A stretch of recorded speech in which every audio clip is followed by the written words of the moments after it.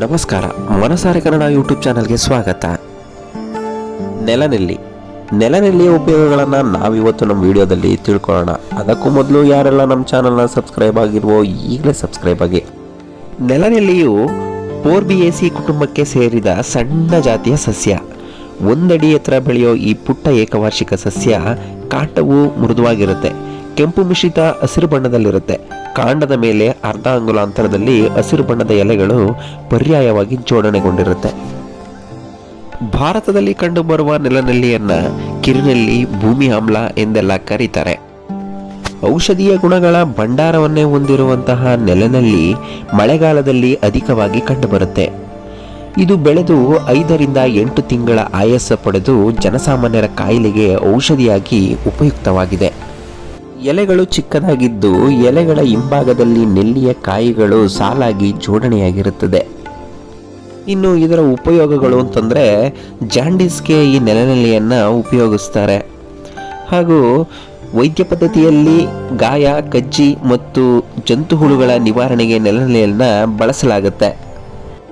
ಗಾಯಗಳಾಗಿದ್ದಲ್ಲಿ ಈ ಗಿಡದ ಬೇರನ್ನು ಜಜ್ಜಿ ಲೇಪಿಸೋದ್ರಿಂದ ಗಾಯ ಗುಣವಾಗುತ್ತೆ.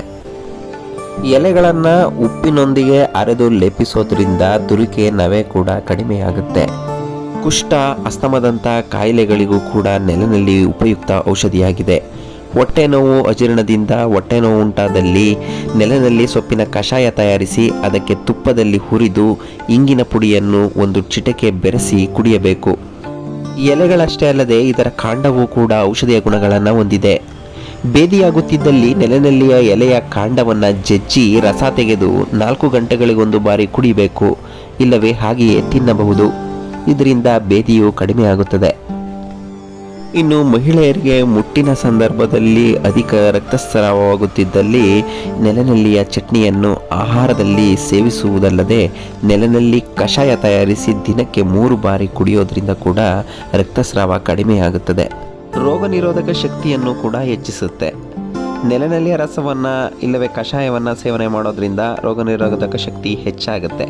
ಕಾಲರಾ, ಚಿಕನ್ ಗುನ್ಯಾ, ಡೆಂಗ್ಯೂ ಮುಂತಾದ ಕಾಯಿಲೆಗಳು ಹರಡಿದ ಸಂದರ್ಭದಲ್ಲಿ ಆರೋಗ್ಯವಂತರು ನೆಲನೆಲ್ಲಿಯ ಕಷಾಯ ಇಲ್ಲವೇ ರಸ ಕುಡಿಯೋದ್ರಿಂದ ಕಾಯಿಲೆ ಬಾರದಂತೆ ತಡಿಬೋದು. ಈ ಸಸ್ಯವು ಎಲ್ಲ ವಿಧವಾದ ಮಣ್ಣುಗಳಲ್ಲಿ ಬೆಳೆಯಬಹುದಾದರೂ ನೀರು ಬಸಿದು ಹೋಗುವ ಗೋಡು ಮಣ್ಣಿನಲ್ಲಿ ಉತ್ತಮವಾಗಿ ಬೆಳೆಯುತ್ತದೆ.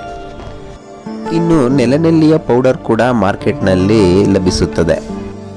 ಇಷ್ಟೆಲ್ಲ ಔಷಧೀಯ ಗುಣಗಳನ್ನು ಹೊಂದಿರುವಂತಹ ನೆಲನೆಲ್ಲಿಯ ಉಪಯೋಗಗಳನ್ನು ನೀವು ಕೂಡ ಪಡ್ಕೊಳ್ಳಿ ಅಂತ ಹೇಳ್ತಾ ಇಂದಿನ ವಿಡಿಯೋವನ್ನು ಇಲ್ಲಿಗೆ ಮುಗಿಸ್ತಾ ಇದ್ದೀನಿ. ಮತ್ತೊಂದು ಹೊಸ ವಿಡಿಯೋದೊಂದಿಗೆ ಮತ್ತೆ ಸಿಗ್ತೀನಿ ಅಂತ ಹೇಳ್ತಾ, ಯಾರೆಲ್ಲ ನಮ್ಮ ಚಾನಲ್ನ ಸಬ್ಸ್ಕ್ರೈಬ್ ಮಾಡಿಲ್ವೋ ಈಗಲೇ ಸಬ್ಸ್ಕ್ರೈಬ್ ಮಾಡಿ, ಹಾಗೆ ಪಕ್ಕದಲ್ಲಿರೋ ಬೆಲ್ ಬಟನ್ ಒತ್ತೋದು ಮಾತ್ರ ಮರಿಬೇಡಿ.